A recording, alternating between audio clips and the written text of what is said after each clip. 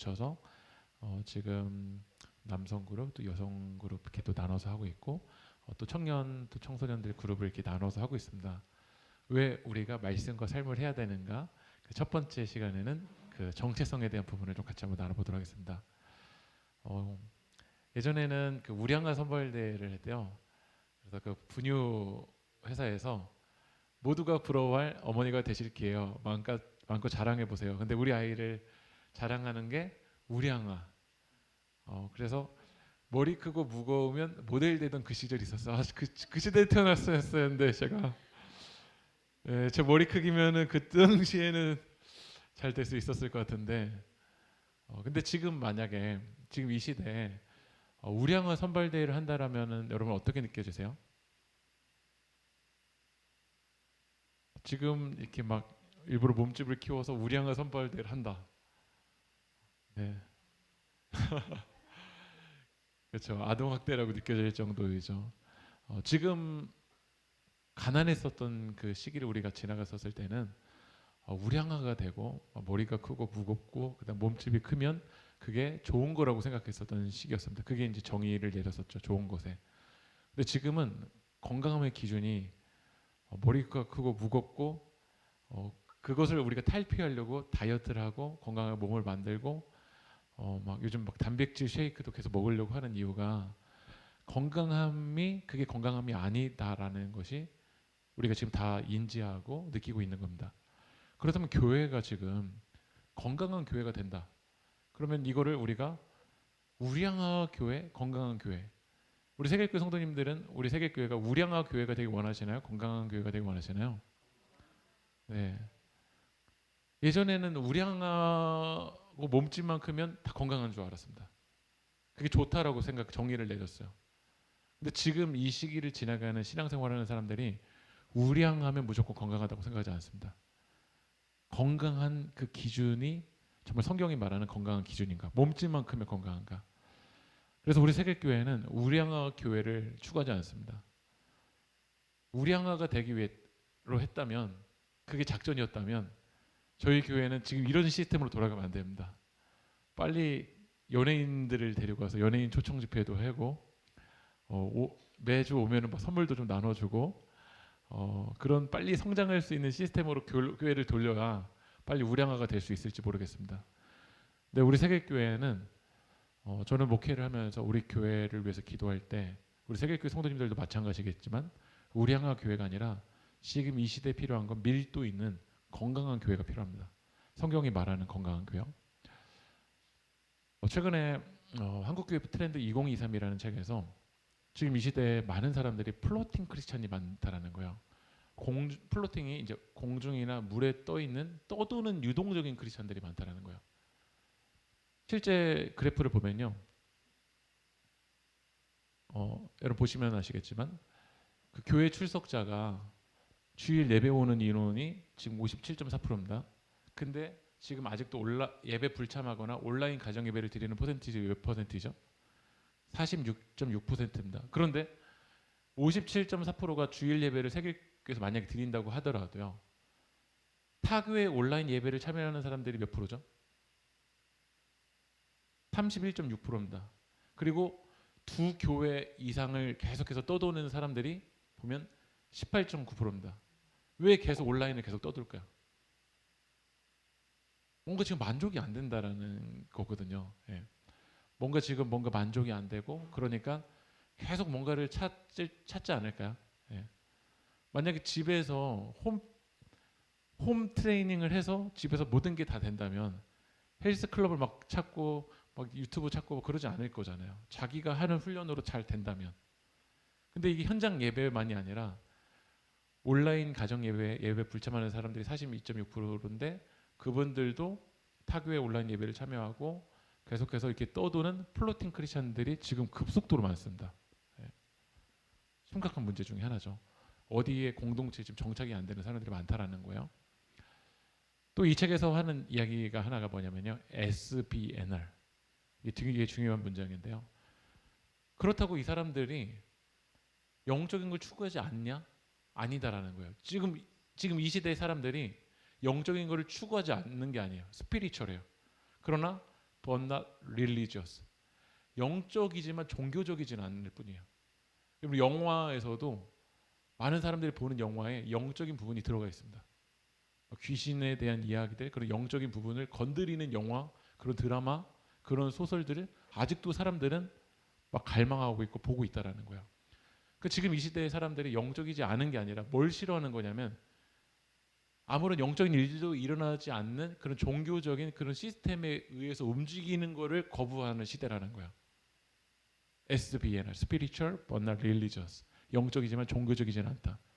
그러니까 우리는 영적이지도 않다면은 참 뭐 너무나도 심각한 문제겠지만 우리에겐 소망이 있어요. 왜냐하면 사람들은 지금 영적인 갈급함이 있거든요. 그러나 종교적이고 싶지만 않을 뿐인 거예요. 이 책을 쓴 그 지용근 대표라는 분이 지금 이제 코로나를 지나가면서 많은 데이터를 가지고 한국 교회를 이렇게 연구하고 있는데요. 코로나 이후에 부흥하는 교회, 이 부흥이라는 게 단순히 수적으로 는다라기보다는 교회가 우리는 코로나 이후도 이 쇠락했던 것들이 다시 일어날 거다. 영적인 부흥을 갈망하는 교회의 특징이 세 가지가 있다라는 거예요. 그러니까 여러분들이 지금 그 대형 교회 가보셔서 거기 다니시는 성도님들에게 지금 코로나 이후에 우리 그 교회가 부흥할 거냐라고 물어봤었을 때 아니요. 유지만 해도 우리는 괜찮은 것 같네요라고 이야기를 할 거야.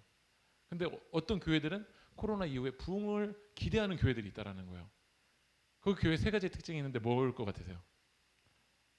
우선은 주님이 역사하시는 교회 이런 거는 되게 영적인 의미 있는 거 빼고요. 세 가지 현실적으로 한번 딱 생각하는 세 가지 코로나 이후 부흥하는 교회의 세 가지 특징이 있대요. 네? 어린아이들이 있는 교회 또요? 네, 신도시 세계교회. 근데 세 가지 특징이 있는데요. 이분은 데이터적으로 연구했을 때입니다. 기대하는 그 데이터를 다 합산해 보니까 첫 번째가 목회자가 젊은 목회자가, 두 번째가 짧은 역사의 교회인데 저는 이거를 달리 말하면 아까 전에 우리가 SBNR을 봤잖아요. 종교적인 거를 그냥 그 종교적인 그 시스템에 우리 옛날에 이랬으니까 우리 교회는 이런 틀이니까 그게 강하지 않은 거야. 그러니까 다시 말하면 성령님이 아까 바람처럼 불처럼 임하실 때 유연할 수 있냐가 1, 2번일 것 같고요. 세 번째가 소그룹의 유지율이 높은 교회입니다. 그러니까 주일 예배를 드리는 사람들이 이 소그룹으로 얼마나 가고 있는가. 그리고 그 소그룹이 유지가 되고 있는 교회가 소망이 있다라고 사람들이 지금 부흥을 기대하고 있다라는 거예요.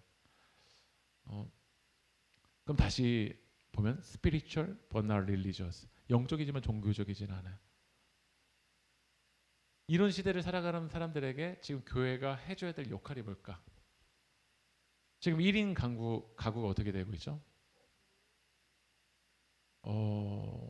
여러분 27.2% 2015년에서 지금 33.4% 2022년 지금 2023년 이제 통계가 아직 안 나왔을 뿐이지 내려가지 않습니다. 계속 올라가고 있어요. 그런데 1인 가구들은 계속 늘어나고 있어요. 그러니까 이게 교회뿐만 아니라 뭔가 가정에서도 얽매이거나 그런 시스템으로 살아가고 있지 않은 이 시대를 반영해요. 근데 문제는 뭐냐면 코로나19 이전과 1인 인구 증가율은 높은데 그들이 뭐라고 고백을 하냐면 외롭다라는 거예요. 아이러니하죠. 혼자 있고 싶은데 또 외로워요. 외로운 것도 못 견디겠어요. 그래서 사람들은 온라인이 급속도로 하고 있지만 반대로 오프라인도 잘 되는 데는 너무 잘 되고 있어요. 네. 장사가 안 된다고 하지만 오프라인 카페 너무 잘 되고 있어요. 여기 제가 보여드리는 그 교회가 영종도에서 있었던 한 교회입니다. 영종도에서 제일 오래됐던 교회예요.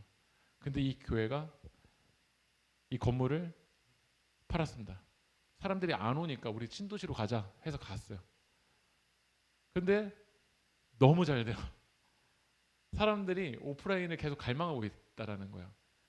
근데 저도 이 공간을 안 가봤지만 그 교회의 그런 이제 영적인 상징들을 이렇게 사용을 해서 그런 의미들도 좀 살리고 이렇게 교회들을 만들고 그러니까 사람들은 그곳에서 오프라인 속에서 뭔가 나의 그런 영적인 것을 채우고 싶은 그를 찾고 있다라는 이 시대를 이제 반영하고 있죠. 그래서 저는 교회가 너무 소망이 있다고 생각이 들어요. 사도행전 2장 44절 45절 한번 읽어볼까요? 시작.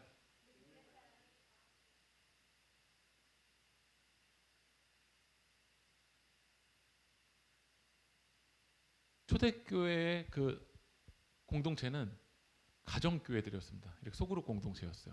근데 그 소그룹 공동체가 물건을 나눠주고 재산을 나눠주고 각 사람의 필요를 따라서 나눠주는데 이 사도행전 2장 44절을 누구도 본땄냐면 공산주의도 본땄습니다. 이 말씀을요. 이 시스템만 가져왔을 때는 공산주의에도 우리가 소망이 없다는 걸 여러분 알고 계시잖아요. 근데 초대교회 공동체는 무조건 나누기만 한 공동체가 아닙니다. 무엇을 위해서 나눴고 그들이 나눌 때 어떤 일들이 있었냐면 42절 한번 읽어볼까요? 시작. 그들이 사도의 가르침을 받아 서로 교제하며 떡을 떼며 오로지 기도하기를 힘쓰니라. 교제하고 떡을 떼는데 그 양 사이드로 뭐가 있죠? 사도의 가르침, 하나님의 말씀과 기도가 있었습니다. 그러니까 이게 살아있는 소그룹 공동체가 될 때 이게 로마의 놀라운 역사들을 일으켰고 초대교회의 이 소그룹 공동체가 삶의 소망이 없는 사람들에게 그들을 담아줄 수 있는, 영적으로 담아줄 수 있는, 생명으로 담아줄 수 있는 그런 일들을 하는 공동체였습니다. 그러면 세계교회가 사실 2장 42절 말씀이 세계교회가 매일 성경, 매일 기도, 매일 사랑의 이제 주제가 되는 말씀이거든요. 매일 하나님 말씀을 듣고 그다음 기도하고 사랑할 수 있는 공동체. 이게 세계교회의 이제 세 가지 축의 방향인데요. 제가 어제 우리 세계교회 성도님들에게 네이버 폼으로 설문조사를 보냈습니다. 세계교회에서 제일 예배 좋은 시간이 뭐냐? 했을 때 예배, 예찬, 말씀과 삶, 성지순례, 금요기도회, 정교인 수련회로 제가 했는데 압도적으로 지금 어디가 높긴 높죠? 그 다음은요?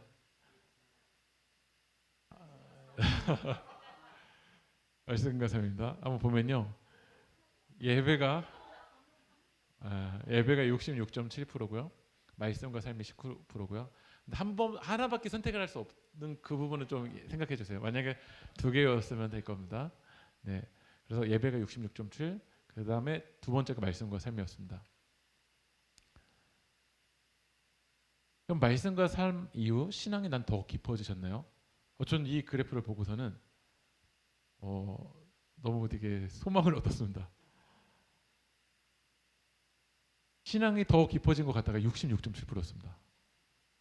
그리고 유지 중이다 33.3. 이것도 저는 되게 힘이 있었던 것 같아요. 더 타락하지 않고 변질되지 않고 이거를 잡아주고만 있다고 하더라도 지금 말씀과 삶 속에서 어떤 일들이 일어나고 있는가? 세계일교회 말씀과 삶이 좋은 이유에 대해서 통계를 내봤는데요. 압도적으로 어디가 좀 높죠? 네. 그러니까 서로를 알아갈 수 있는 게 말씀과 삶의 힘이다라고 했던 분들이 47.6%였고 진실된 관계가 28.6%, 그다음 리더가 잘 진행한다가 9.5%, 여기서 하나님을 경험할 수 있었다라가 14.3%였습니다. 그렇다면 말씀과 삶을 향한 여러분들의 태도도 제가 한번 해봤는데요. 보통이 거의 압도적이었고요. 한번 그래프를 보면요, 매우 적극적이다 38.1, 보통 61.9, 어쩔 수 없이 참여하고 있다가 0%, 기회만 되면 그만하고 싶다 0%였습니다. 감사합니다. 네. 그리고 이거 제가 네이버 폼에서 익명으로 다 돼서 제가 여러분들 어떤 걸 클릭하셨는지 저한테 아무것도 남지 않습니다. 말씀과 삶에 방해가 되는 거에 대해서도 같이 봤는데요. 어떨 때 말씀과 삶에 방해가 되었는가? 너무 말을 많이 했다. 그게 0%였습니다. 그러니까 지금 내가 말을 너무 많이 했는데 나 때문에 상처받은 사람 있는 거 아닌가? 그분들은 안심을 얻어도 돼요. 근데 압도적으로 말씀과 삶에 방해되는 게 다른 사람이 아니었어. 뭐였냐면 바쁜 내 삶이었어요. 그러니까 지금 분주하고 하나님의 말씀과 삶으로 연결하기, 집중하기 힘든 내가 오히려 말씀과 삶의 장애가 되는 분이 47.6%였고요.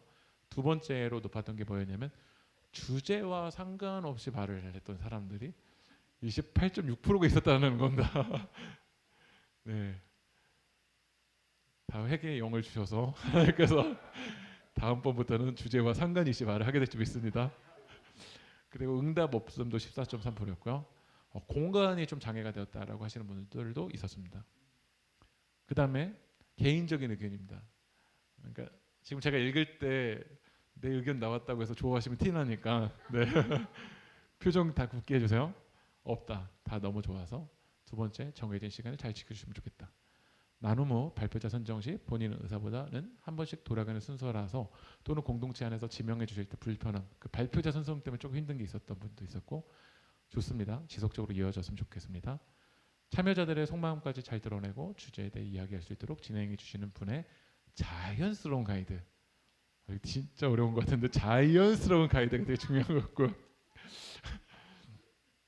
그 다음에 하나님의 자녀는 성숙해지기 위한 시간이고 삶에 직면하는 시간이기에 감사합니다. 서비스를 받으러 온 것이 아닌 섬김의 자리로 이어져야 된다. 네. 네. 다양한 연령층의 성도님들과 함께 삶을 나눠도 좋겠다. 이대로만. 네. 조별 나눔 시간을 좀 더 여유롭게 주셨으면 좋겠다. 모르겠어요. 이런 이제 의견들을 내주셨는데요. 저는 그 세계교회 소그룹에 대한 이야기를 저는 왜 해야 되는가를 이야기했었을 때 저희 세계교회가 감리교회니까 감리교회가 소그룹을 어떻게 시작했는지에 대한 이야기만 짧게 하고 마치겠습니다. 18세기 산업혁명이 영국에서 일어났었을 때 사람들이 다 도시로 모이기 시작했습니다. 근데 도시로 모일 때 산업은 발전하지만 많은 문제들이 일어나기 시작합니다. 거기 안에 계층 간의 갈등도 일어나고 빈부격차도 일어나게 되고 도시로 사람들이 모이다 보니까 거기 안에서 뭐 윤리적인 문제, 성적인 문제, 많은 문제가 일어났습니다. 근데 그 18세기에 영국의 부흥 운동을 일으키는데 하나님이 쓰셨던 여러 인물들이 있는데 많은 사람들이 이야기하는 두 인물들을 이야기한다면 한 분은 조지 히필드라는 사람이고요. 한 분은 존 웨슬리입니다.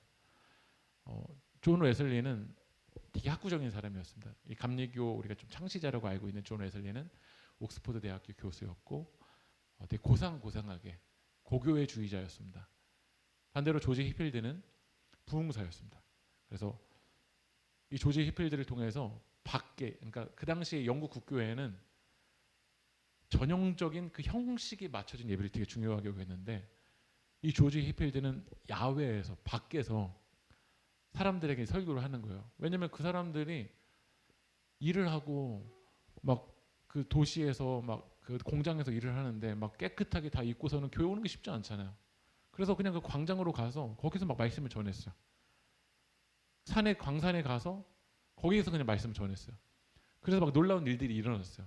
그래서 휘필드가 웨슬리한테도 초대를 했어요. 너도 나와서 야외 설교를 해라. 근데 존 웨슬리가 못 나가겠는 거예요.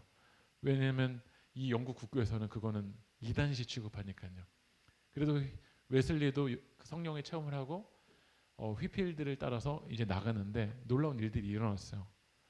근데 이 감리교에서 이 휘필드와 웨슬리를 연구하는 사람도 조지 휘필드는 웅변가고 너무 말을 잘하고 진짜 놀라운 부흥사였어요. 근데 존 웨슬리는 부흥사 같은 설교자가 아니에요. 하나님이 오늘 우리를 사랑하셨습니다.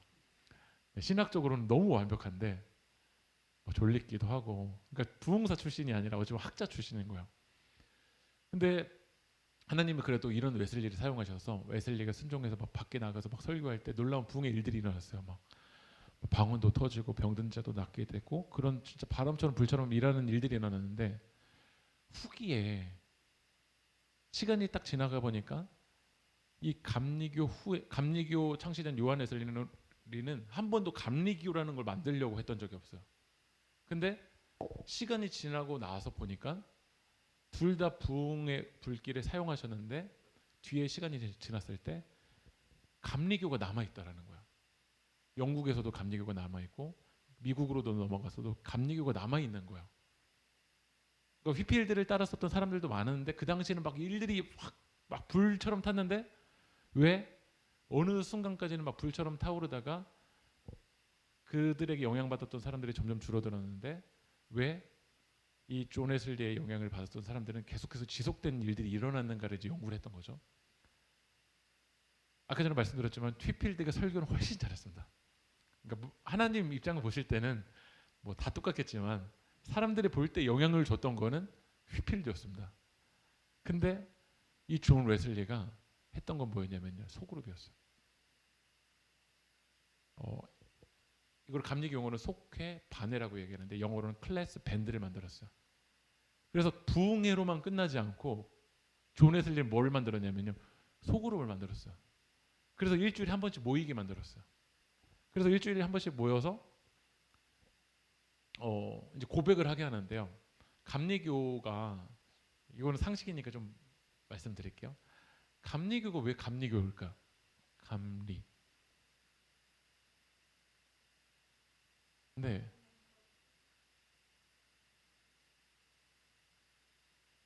감리. 네. 감리가 무슨 뜻이에요? 감리. 맞습니다. 감독. 어, 왜 감리교라고 하냐면 감리교 체제는 감독제입니다. 네. 그래서 감리교인 겁니다. 근데 영어로 하면 메소디스트라고 하는데요. 메소드가 방법이고, 이 감리교의 별명이 뭐냐면 방법쟁이들, 규칙쟁이들이라는 뜻입니다. 그러니까 감리교 사람들은 웨슬리가 이걸 계속 점검했어요. 속회를 만들어서. 첫 번째 읽어볼래요? 읽어보겠습니다. 시작. 당신은 매일 아침과 저녁에 개인 기도를 하는가? 네, 메소디스이기 때문에 규칙적으로 매일. 2번 시작. 3번. 네. 그 다음에 4번 이거였습니다. 읽어볼게요. 시작. 네. 지금으로 말하면 말씀과 삶에 참여하는지 계속 물어본 거예요. 속회에는 조금 이제 소그룹을 내가 조금 더 깊이 들어가야 되겠다가 하면 속회부터 시작해서 좀 더 딥한 거, 좀 더 깊어지면 이 반회로 더 소그룹으로 보이는 모임을 이렇게 웨슬리는 이렇게 좀 차등을 주었습니다. 그러니까 우리도 어떤 죄의 고백을 할 때 진짜 깊은 걸 이야기하고 싶을 때도 있잖아요. 근데 그런 거를 안전하게 더 말할 수 있는 그 밴드를 만들었습니다. 웨슬리는 이렇게 얘기했습니다. 한번 읽어볼까요? 시작. 기독교는 본질적으로 사회적 종교이다. 기독교를 고독한 종교로 만든다는 것은 기독교를 파괴하는 것이다. 그래서 크리스천 컨버세이션, 크리스천은 계속 대화해야 된다. 예. 고독한 종교로 만든다라는 거, 이거 유튜브 종교인으로 만드는 거, 이거 기독교를 파괴시킨다라고 웨슬리는 말한 거예요. 지금으로 말하면. 그러면서 웨슬리는 소그룹을 할 때 이 훈련을 시켰어요. 한번 읽어보겠습니다. 시작.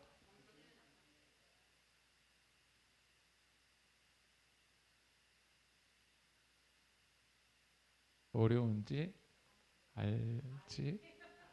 네, 알지 빼주시고 잘 알고 있는가? 어려운지 잘 알고 있는가? 네, 대화를 바르게 하는 게 소그룹에 와서 그냥 뭐 하소연하고 그냥 내 말만 하고 가는 게 아니라 대화를 바르게 한다는 게 얼마나 중요한지 이걸 계속 점검했어요. 또 그 다음 넘겨주시면요. 한번 읽어볼까요? 시작. 18세기 이걸 점검했습니다. 소그룹에서 이게 지금 2023년에 적용한 질문이 아니라요. 18세기에도 그 소그룹에 이런 분이 계셨던 거예요. 예. 지금 이게 전체가 얼마 시간이고 그 시간에서 내가 할 수 있는 분량이 어느 정도인가 보다도 그냥 내 얘기만 다 하고 하니까 어느 순간 마지막에 가면 이야기를 할 수 있는 상황이 안 됐던 거죠. 그래서 이것도 점검했고요. 한번 읽어볼게요. 시작. 네, 은혜가 되는지, 내가 말하는 것이 은혜가 되는지 그 대화에 대한 부분도 이야기했고요. 그래서 속회 밴드는 이렇게 모였습니다. 한번 읽어볼게요. 시작. 최소한 일주일에 1회 이상 모이기. 2번 약속된 시간 반드시 지키기. 3번 4번 지난 모임 이후에 마음과 말과 행동으로 지은 죄와 유혹에 대하여 말하기. 그러니까 이거를 컴패셔널 스피리추얼 디서플린, 제가 찾아보니까 이 단어를 쓰더라고요. 고백하는, 영적으로 고백하면서 훈련했었던 공동체였던 거야. 예. 그러니까 수동적으로 그냥 듣고만 가는 게 아니라 지난 한 주간 동안의 말씀을 붙들고 나는 어떻게 살았는지, 근데 어떤 유혹이 있었고 어떤 죄가 있었고 그 속에서 어떤 싸움을 했는지 자유롭게 솔직하게 말을 하는 그 모임을 웨슬리는 만들었던 거야. 그러니까 이게 지속이 되더라는 거야. 그러니까 부흥회 가서 그냥 막 뜨겁고 딱 삶으로 가면 확 식어버리는 게 아니라 지속이 되기 위해서는 소그룹이 그만큼 이제 중요하다는 거죠. 그럼 저는 이제 소그룹의 유익을 짧게 하나씩 살펴보고 마치겠습니다. 1번 시작. 이건 웨슬리가 다 이야기한 겁니다. 서로를 돌볼 때 서로를 돌보는 그 마음으로 뜨거운 사랑의 교제를 할 수 있다. 그러니까 소그룹을 통해서 말씀과 삶을 통해서 사랑의 교제가 가능하다. 2번 진지한 자기 고백과 간증을 통해 영적인 체험, 영적인 교제. 그러니까 예배뿐만 아니라 그 소그룹의 시간을 통해서 간증하고 자기 죄를 고백하고 또 하나님의 일하심을 통해서 영적인 체험을 그곳에서도 가능하다라는 거죠. 3번 들어주고 서로를 영접함으로 자기 가치와 자존감을 경험한. 그러니까 서로 들어주잖아요. 내 말을요. 그러니까 말씀과 삶 할 때도 중요한 게요. 옆에 사람 할 때 우리 보통 그러잖아요. 그다음 나 뭐라고 말해야지? 그럼 안 됩니다. 지금 그 한 사람의 말을 잘 들어주셔야 됩니다. 4번요. 서로의 간증과 권면, 기도를 통한 서로 간증하고 권면하고 기도할 때 그가 하나님께로 돌아오는 회심의 일들이 그 소그룹에서도 일어났던 거야. 5번요. 서로의 영혼을 돌보는 상호간 영적 책임 실행함으로 함께 성화를 이루. 그 주님을 닮아가는 게 상호적으로 같이 내가 책임져주고 돌봐주는 이것을 통해서 예수님을 닮아갈 수 있다는 거예요. 6번 시작.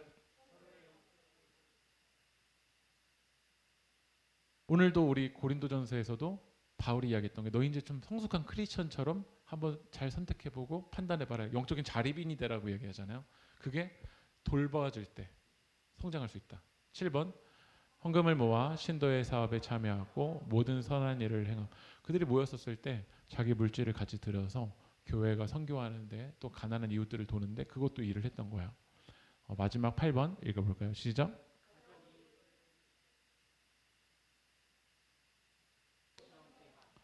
네.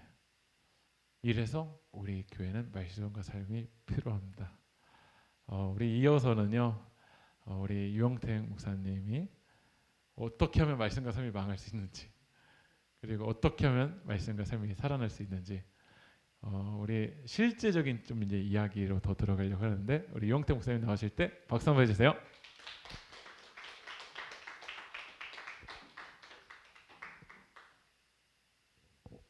네, 재밌죠? 재미없어요? 재밌죠? 네. 이런 시간을 갖고 있는 건 참 귀한 것 같아요.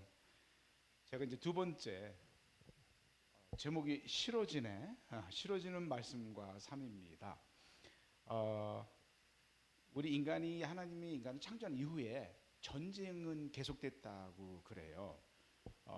특히나 영적인 전쟁, 보이지 않는 전쟁이 계속 진행되고 있는데 다섯 군데에서 전쟁이 계속 일어났었고 지금도 진행되고 있답니다. 첫 번째가 뭐냐면 각 개인의 삶 속에서 각자의 속에서요 전쟁이 일어나요. 설명 안 해도 다 알아요. 그렇죠? 하나님을 사랑하고 싶은데 내가 너무도 중요한다든지 이러한 게 개인적인 내가 너를 사랑해야 되는데 싫어 뭐 이거부터 그래서 이제 개인에서 다른 사람과의 관계 속에 이제 두 사람의 관계 속에 나오는데 이제 그게 가장 가까운 관계가 부부 관계잖아요. 부부의 하나가 돼야 될 관계에서도 갈라지고 어려운 일이 일어나는. 그런데 여기서 부부의 관계에 공격이 들어오면은 가정의 공격이 들어온 거예요. 즉 부모의 공격을 받음으로 자녀까지 영향을 받는. 그래서 개인, 부부, 가정의 공격이 왔었어요. 이게 바로 창세기 3장의 내용이었어요. 다 깨졌죠. 부서지고. 그런데 예수님이 우리에게 새로운 공동체를 주셨어요. 그게 바로 교회죠. 근데 교회를 사탄은 끊임없이 공격해요. 그래서 교회가 상처를 받고 부족함을 보여주고 세상에서 모범이 안 되는 걸 보고 심지어는 우리 그리스도인들도 실망하고 갑자기 등을 하늘게 돌리는 사람도 있긴 합니다. 근데 기억해야 될 게 여기는 영적인 전쟁이 일어나고 있고 그러기 때문에 어려운 일들이 세상에 보여진다는 거예요. 단순히 교회만 공격하는 게 아니라 우리가 살고 있는 사회를 공격해요. 사탄은. 왜냐하면 그런 방법으로 사탄이 영적으로 승리하기 원하기 때문에. 그래서 제가 이제 망하는 얘기, 싫어지는 얘기를 하기 전에 이걸 먼저 말씀을 드리는 게 아까 목사님이 사도행전 2장 42절의 말씀을 나눴잖아요.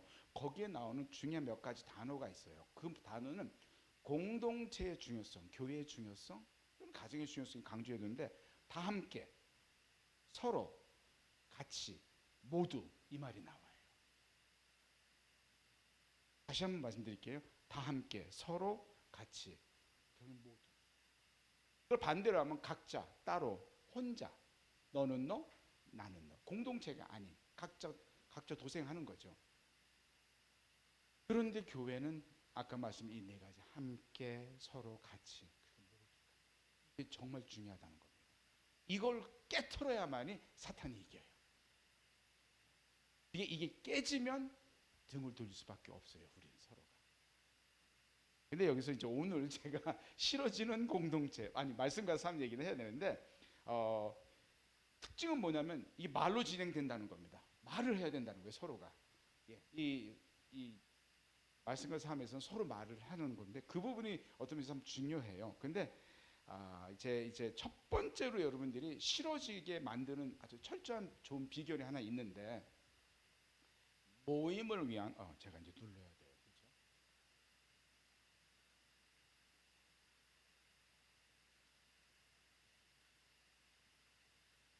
그렇죠? 눌러주세요. 예, 좋습니다. 모임을 위한 모임은 의미가 없다. 즉 그냥 모임을 위한 모임을 하면 우리는 망하는 거예요. 자, 우리 모임 이름이 뭐죠? 예, 이거 잃어버리면 안 돼요. 너무 단순한 얘기지만 말씀과 삶이에요.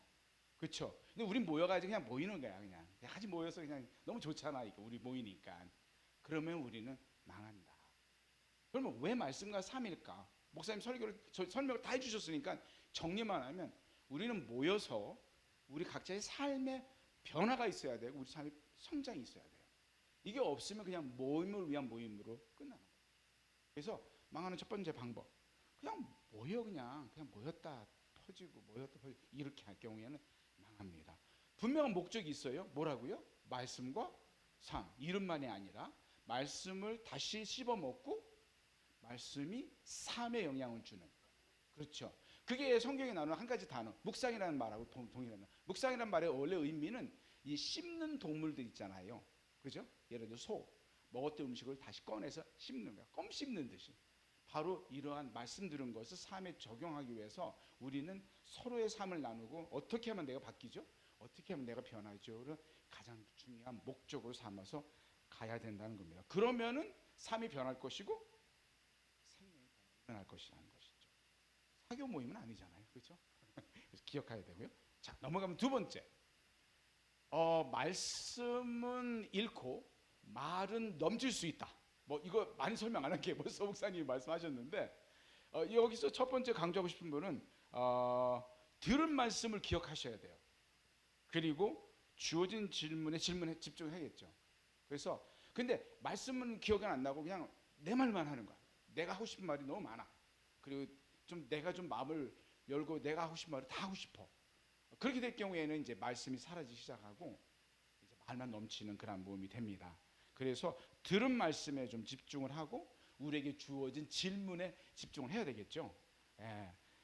밑에 나오는 나만 내 얘기만 이게 이제 싫어지는 정말 오고 싶지 않은 우리 말씀과 삶의 모임이 되는 방법입니다. 그래서 들은 말씀과 주어진 질문에 집중을 하자. 그래야만이 우리가 서로 공통적인 주제와 공통적인 내용을 나눌 수 있다라는 것. 네, 그다음 거요. 네, 이 얘기도 목사님께서 앞에서 하셨어요. 새길로 빠지지 말자. 뭐 조사를 했기 때문에 다 나왔어요. 자꾸 증명할 필요 없어. 쓸데없는 말은 별로 없어요. 우리가 다 어른이고 중요하다고 여기는데, 근데 여기서 쓸데없는 말은 없겠지만 꼭 할 말만 해야 된다는 거예요. 시간의 제한 때문에. 꼭 해야 될 말만 하려고 해야 되는데 이러려면 들으면서 내 생각도 정리하고 잃어버리지 않게 짤막짤막하게 노트를 하셔야 돼요. 그래야만 내 순서가 됐을 때에 그걸 보고 정확하게 얘기할 수 있습니다. 심지어는 말씀을 들으면서까지 이거를 할 필요가 있다고 생각을 해요. 이거는 그렇게 개인적인 얘기고 뭐 이걸 오해하지 마시고 듣는데 저는 세결교회 와서 주일 예배 참석한 그 주부터 제가 주일 예배 참석한 매 주일마다 목사님 설교 오시면 다 노트 정리해 버렸어요. 한 번도 빠진 적이 없어요. 그래서 이걸로 하기 때문에 혹시 뒤에서 오해할까봐 되게 처음에 신경 쓰였어요. 제가 이 전화기로 말씀 정리. 좋은 게 뭐냐면 제가 목사이기 때문에 목사님이 설교고 나는 저 설교를 어떻게 할까 이렇게 하면 설교의 은혜가 안 돼요. 그런데 저 설교의 내용이 나에게 어떻게 적용할까를 하려면 제가 집중을 해야 되거든요. 그 말씀을 정리하는 거 들으면서. 그러니까 소그룹을 가서 우리 말씀을 삼할 때 그걸 열어놓고 보니까 너무 저에게는 큰 유익이 됐었어요. 그렇게 하면은 함께 모였을 때 새길로 빠지지 않겠죠. 그 부분이 중요합니다. 그 다음 거예요. 예, 이건 뭐냐면은 이제 함께 우리가 모여서 얘기를 나누다 보면은 첫 번째 의견 차이를 당연히 직면하게 됩니다. 근데 이 의견 차이를 싸움을 시작하면 이제 말씀과 삶은 힘들어지기 시작하죠. 오고 싶지 않아요. 근데 왜 그러냐면 여기서 이걸 정리하는 방법 여기 네 가지로 말했습니다. 우린 다 달라요. 너무너무 달라요. 성격, 성향, 경험, 지식 다 다릅니다. 다름은요 당연한 거예요. 심지어는 쌍둥이도 다르다는데 혈액형도 다르고 성격도 다르다는데 이 다름에 대해서 너무 어려워하지 말자. 그런데 중요한 거는 다른데 왜 불편하냐면 동의하지 않고 그거에 대해서 반대할까봐 반대하는 걸로 오해할까봐. 근데요 기억해야 됩니다. 차이가 있기 때문에 동의할 수도 있고 동의하지 않을 수도 있고 심지어는 반대할 수도 있고 반대하지 않을 수도 있다라는 거. 자 여기서 이렇게 제가 이거를 이제 저도 몇 군데 자료를 찾고 공부를 하면서 이렇게 생각을 하래요. 알겠어. 근데 난 느껴지지가 않네. 이걸 인정을 하래. 어떤 사람은 자기 힘든 거 막 얘기하는데 죄송한데 이해는 돼. 귀로 들리니까. 근데 안 느껴져. 또 다른 사람은 뭐냐면 왜 그걸 그렇게 생각하는지 도대체는 나는 모르겠어. 나는 그렇게 생각 안 하거든. 즉 뭐예요? 동의하지 못하게 되는 거야. 심지어는 반대한다는 거야. 그러면 어떻게 하냐는 거예요. 그냥 인정해 주라는 거예요. 여기서 인정해야만이 상대방이 보는 관점을 보는 거예요. 이거를 즉 문제는 어디서 시작되냐면 의견 차이는 머리에서 시작되는 게 아니라 마음에서부터 시작된다. 너 마음에 안 들어. 형 그렇게 얘기하는 것 같아. 뭐 이런 식으로 나가기 시작하면은 싸움이 될 수밖에 없다는 겁니다. 그래서 아까 말했듯이 알겠는데 잘 이해가 안 돼. 그래도 그냥 받아줄게. 느껴지지가 않아. 하지만 무슨 말인지 알겠어. 이러한 여유와 차이를 인정하는 것이 불필요한 의견 차이로 싸우지 않는 방법이라는 것을 기억해야 됩니다. 마지막은 아니지만 여기서 중요한 것 같아요. 한번 읽어볼까요? 아니 정확하게 읽어주세요. 질문이 있어요. 다시 한번. 내가 남을 고친다고? 무슨 뜻이에요? 못 고친다는 거예요. 그래서 제가 뭐냐면 나나 잘해. 너나 잘해가 아니라 나나 잘해. 무슨 말이냐면요. 내가 먼저 그 말씀을 적용해보고 그 말씀이 나에게 어떻게 역사해주는지 내가 먼저 하자. 내가 한번 해보자. 예, 그게 정말 중요해요. 내가 나도 잘 못 바꾸는데 그 사람 어떻게 바꿀 수 있겠어요? 근데 누가 가능하다고요? 하나님. 그래서 걱정 내려놓고 편안한 마음으로 그래 나나 잘해. 그게 뭐 자기중심적인 말이 아니라 우선순위가 나 먼저 한번 해보자. 이걸 꼭 기억해야 됩니다. 네, 시간이 모자랄까봐 여기까지 했는데 하나가 딱 더 있습니다. 그것만 정할게요. 넘 얘기 말자. 넘 얘기, 다른 사람 얘기는 더 이상 하지 말자. 누구 얘기해야 돼요? 내 얘기. 같이 앉아있는 사람은 내가 다른 사람 얘기하는 걸 듣기를 원하는 게 아니라 내가 내 얘기하는 걸 듣기 원하고 내가 나의 삶을 열어놓은 것을 관심 있게 들어주고 그래야만이 상대방도 그의 삶의 얘기를 나눌 수 있고 서로가 관계가 연결된다는 것. 자, 이렇게 정리를 했습니다. 너무 빠른 속도로 갔는지 모르지만 이미 다 아는 거고요. 이건 안 하셔야 돼. 하시면 뭐 한다? 망한다. 그래서 혹시라도 기억이 안 나시면 정리하면요. 몸을 위한 모임은 없다. 의미가 없다. 말씀은 없고 말만 넘치게 하지 말자. 새길 갓길로 빠지지 말자. 의견 차이 당연히 있다. 그냥 이해해주면 된다. 그리고 나는 다른 사람을 고칠 수가 없다. 마지막으로 넌 내게 하지 말자. 라고 정리를 했습니다. 감사합니다.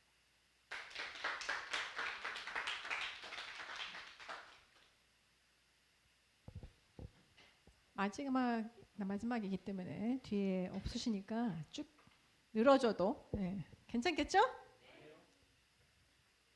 시간을 맞추기로 했으니까. 자, 제가 나름 이쁜 이쁜 글꼴로 했는데 우리 글꼴이 없어서 괜찮습니다. 좋습니다. 자, 살아있는 말씀과 삶. 네, 이렇게 해야 말씀과 삶은 의미가 있고 살아있다.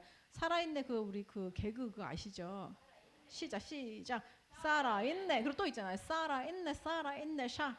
해, 시작. 살아있네 샤. 좋습니다. 자, 우리가 주일날 이렇게 3시까지 있는 교회 사실 많이 없어요.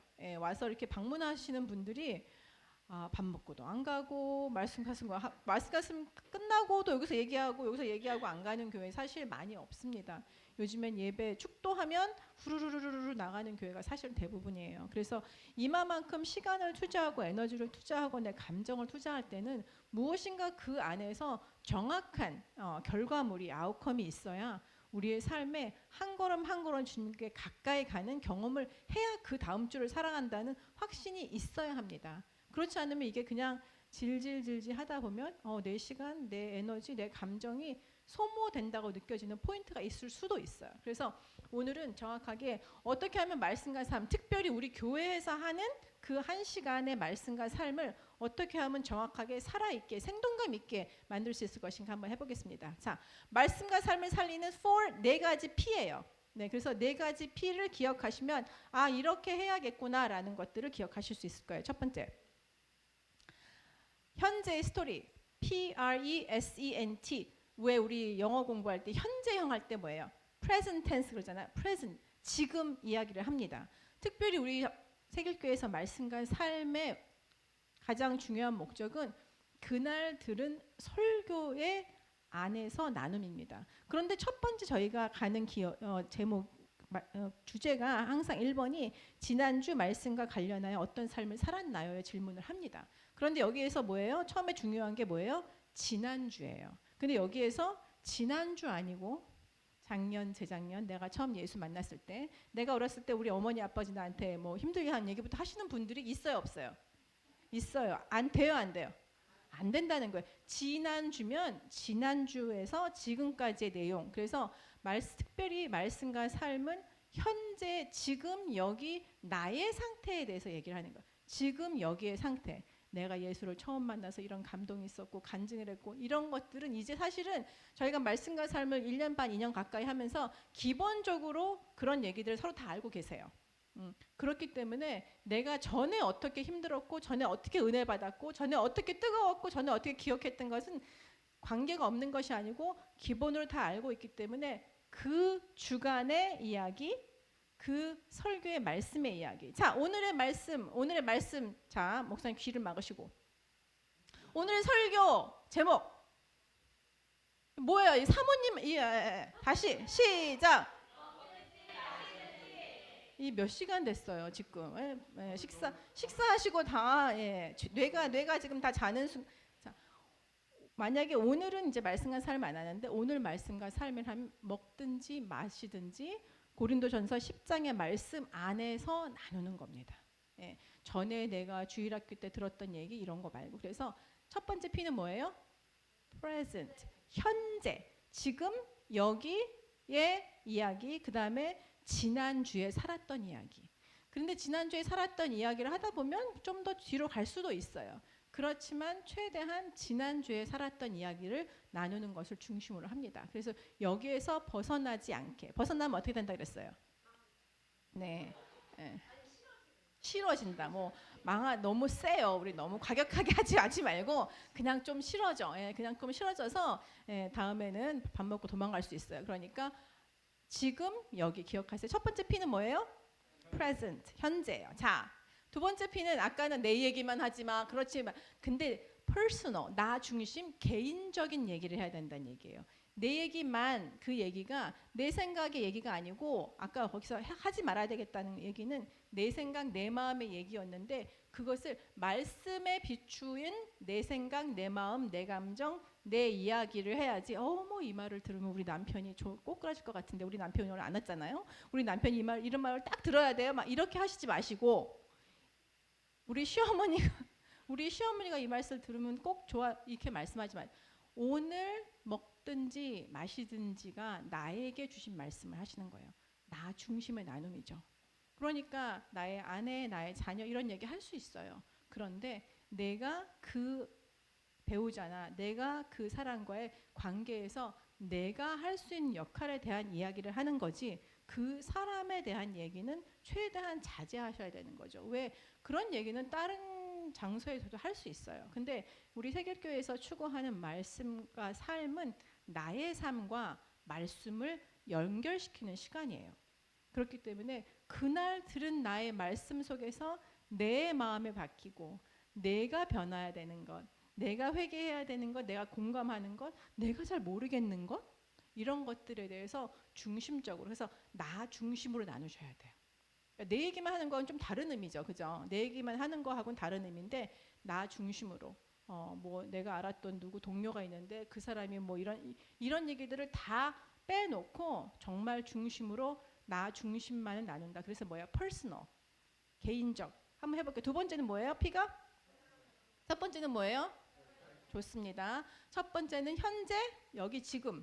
두 번째는 personal, 개인적 얘기. 개인적 얘기예요. 너무 뜬구름 잡는 이렇게 얘기하지 말고 개인적 얘기. 나에게 다가온 먹든지 마시든지가 돼야. 자, 그 다음 practical 뭐예요? 구체적인.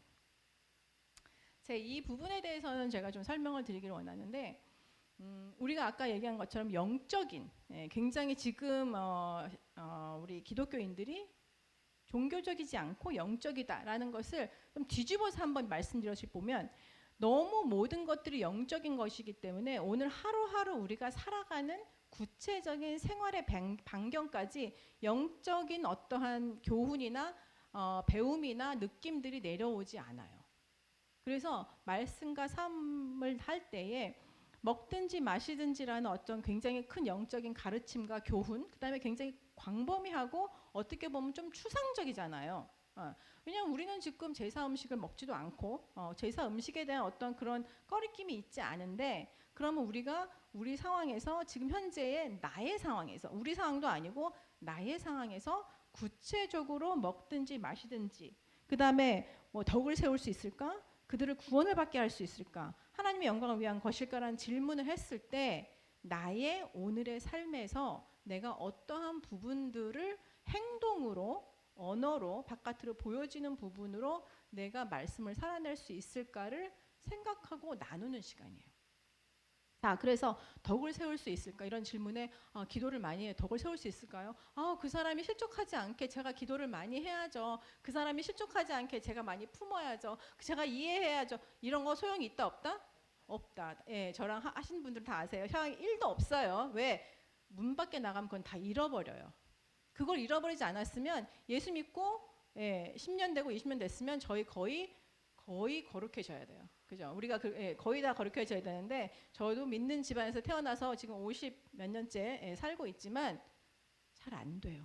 그래서 로마서의 말씀 너무 중요한데 야고보서의 말씀도 너무 중요하죠. 같이 가야 된다는 거예요. 그래서 구체적으로 나의 처한 지금 여기의 상황에서 오늘 들은 먹고 마시든지의 말씀이 나에게 어떻게 다가오고 나의 삶의 어떤 부분에 어떻게 변화를 해야 하는지를 나누는 시간이에요. 자, 나누는 게 왜 중요한지 제가 같이 이제 말씀과 삶 하셨던 분들한테 말씀 나눴어요. 왜냐하면 우리가 입 밖으로 내 혼자서 일기에다가 막 이렇게 막 다짐을 쓰고 막 나는 열심히 뭘 할 거야 이런 거 하고 선생님이 내 일기를 본다 하고 쓰는 거하고 느낌이 달라요. 똑같아요. 아무래도 달라요. 그죠? 누군가 날 보면 기본으로 거기에 대한 내가 뱉은 말에 대한 뭐에 대한 책임을 지는 책임감. 우리가 책임감이라고 표현할 수도 있지만 청지기 의식이죠.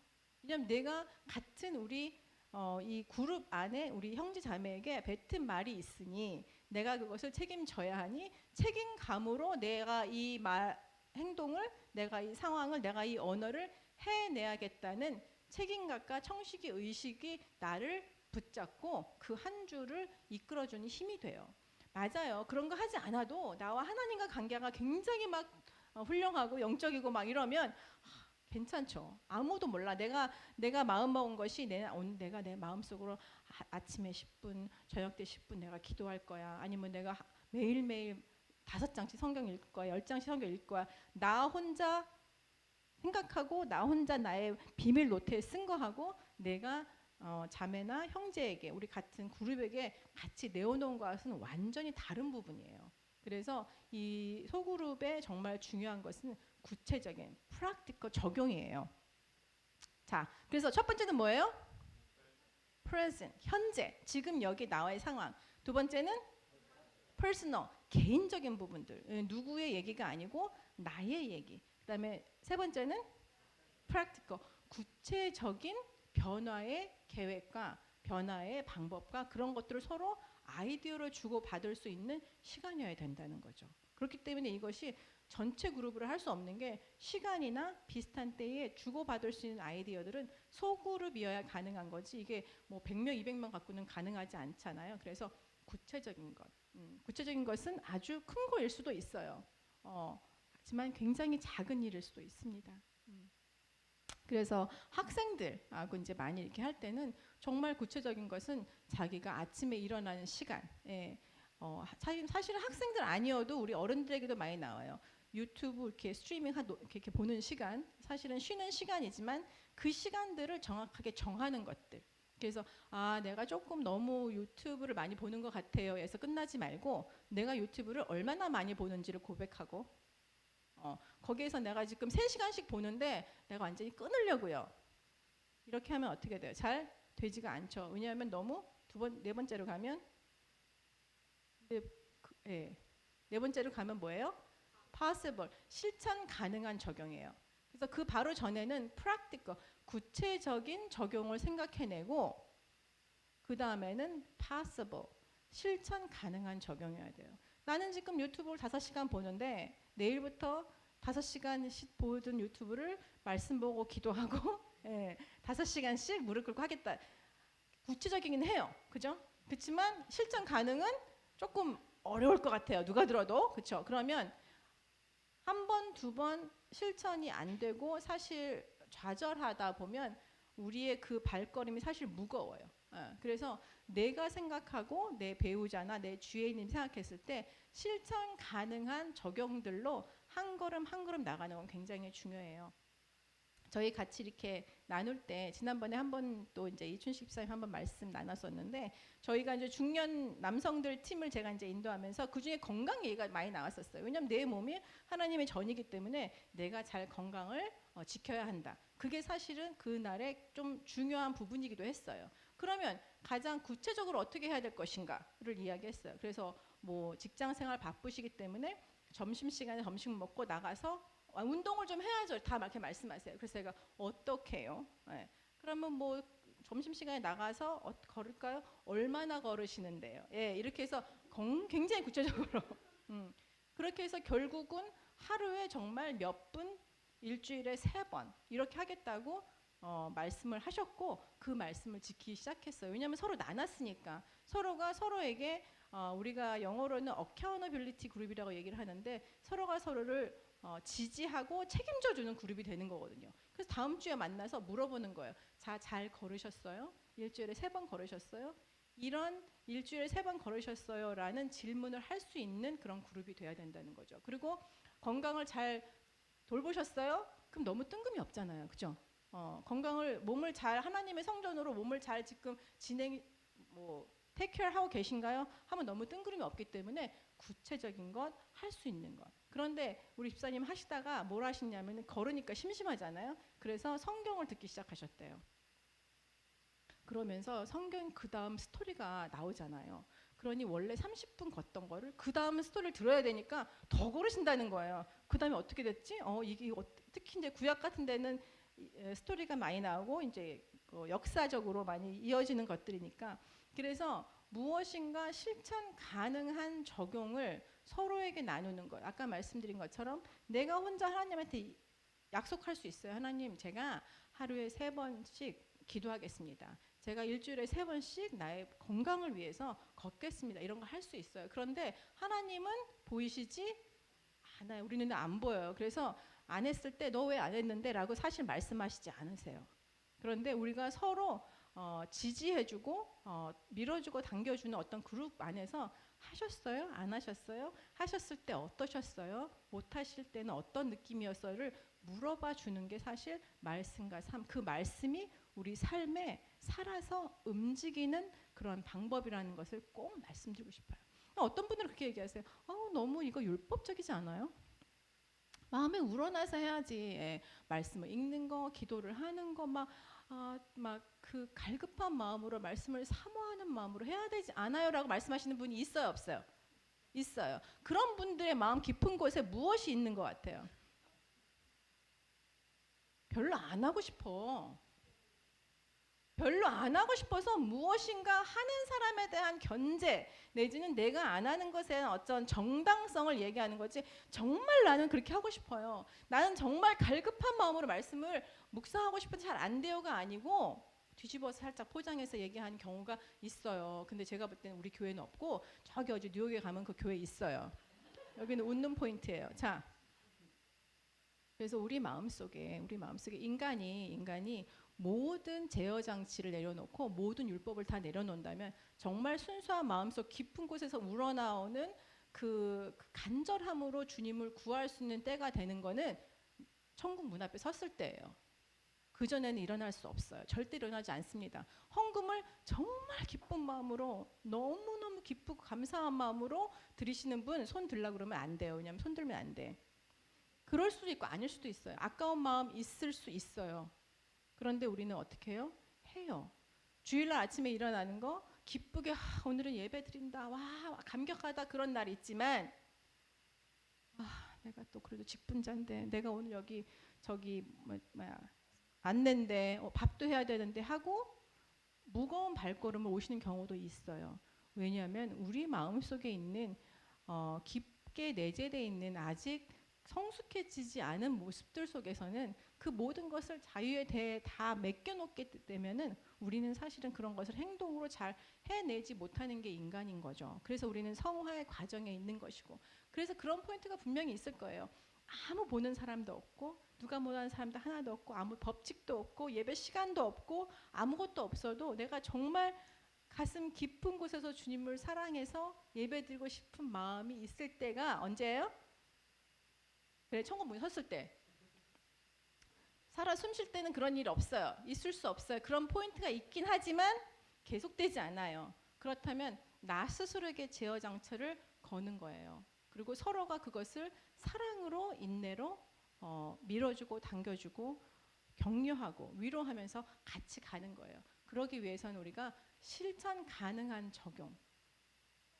어제까지 막 기도 하나도 못했는데, 어제까지 말씀 하나도 못 읽었는데 막 당장 오늘부터 막 10장씩 20장씩 읽을 수 없잖아요. 그래서 스스로 실천 가능한 적용을 하고 그 다음 주에 와서 지난 주간 어떻게 지내셨어요 할 때 그때 이야기한 것을 토대로 서로에게 질문하는 것. 그래서 저희는 또 어떤 집사님은 하루에 3명에게 정말 고마움을 표현해보고 싶다라는 분이 있었어요. 그러면 그 다음 주에 와서 그렇게 잘 됐습니까? 안 됐습니까?를 물으면서 우리는 그날 들은 말씀의 내용이 우리 삶의 행동과 언어와 느낌과 이런 모든 것으로 표현되는 것이죠. 자, 한번 복습해 보겠습니다. 말씀과 삶을 살리는 4가지 P는 첫 번째, 시작.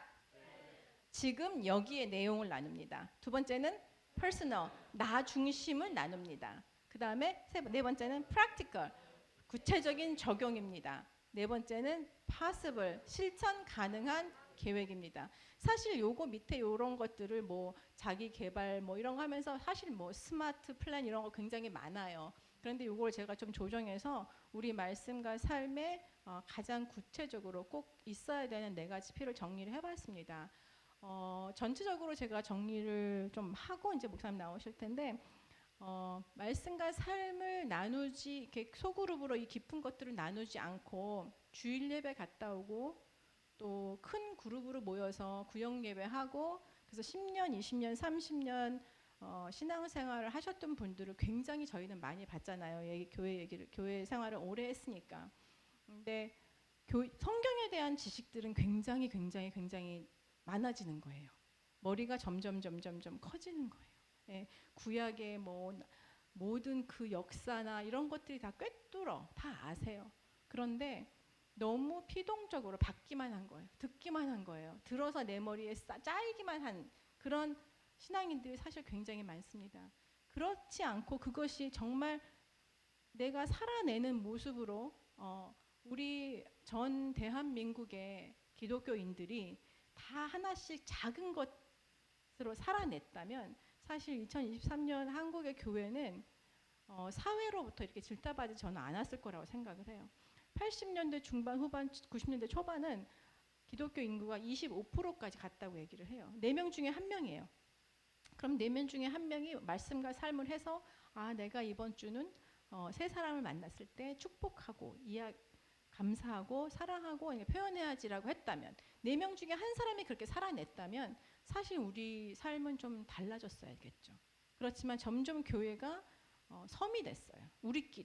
우리끼리 봉사하고 우리끼리 섬기고 우리끼리 하다 보니까 교회 문 나가고 나서는 들은 설교나 감격이나 감동이나 이런 것들이 교회 문 안에 머물러 있게 되는 것. 그래서 말씀과 삶은 우리의 말씀이 우리의 현장에서 살아낼 수 있게 다리 역할을 하는 거, 연결고리 역할을 하는 거라고 믿습니다.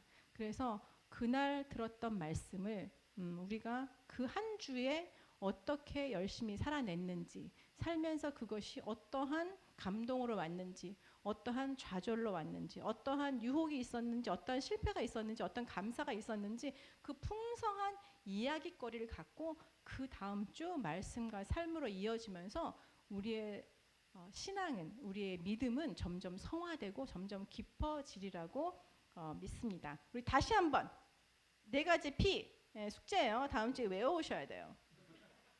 숙제를 밥 먹기 들어가기 전에 제가 숙제 검사를 하고 다음 주 애찬은 이걸 못 외우시면 애찬이 없을지도 몰라요. 자, 시작. Present, personal, practical, possible. 맞아. 감사합니다.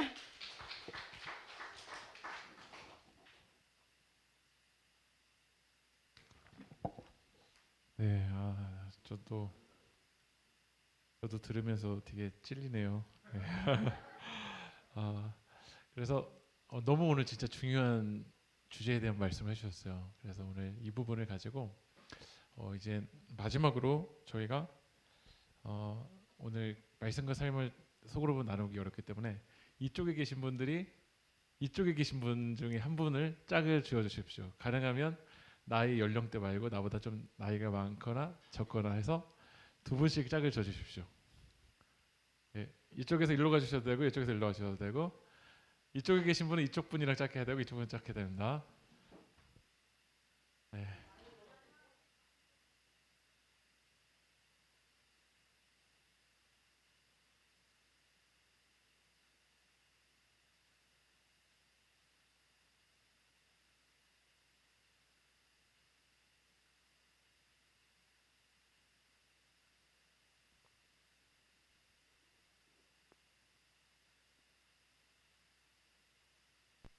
네.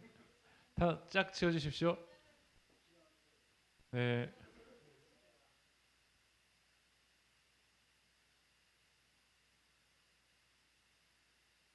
네.